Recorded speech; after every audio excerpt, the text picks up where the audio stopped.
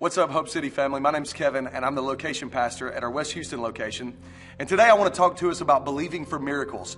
I believe in this season, if you pray and fast and you ask God for what you need, I believe He'll do it. And I want us to catch this thought today that faith will. In James chapter 5, it says that the prayer offered in faith will make the sick person well. Faith will. In Matthew 21, it says, whatever you ask in prayer, you will receive if you have faith. And in this season, I want you to know that faith will. Jesus actually told His disciples that faith the size of a mustard seed will move a mountain.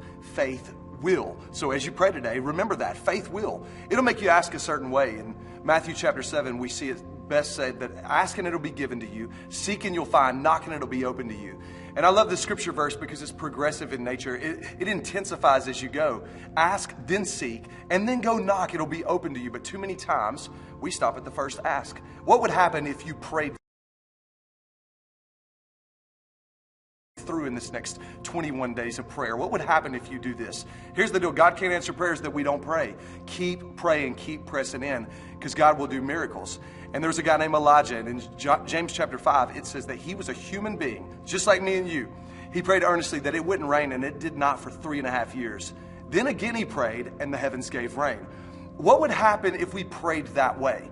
Ordinary mixed with earnest prayer equals miracles. Dive in, press in.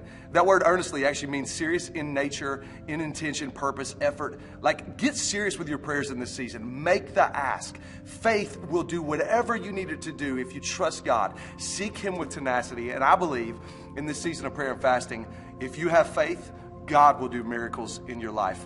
Love you, Hope City family. Let's dive in deep today.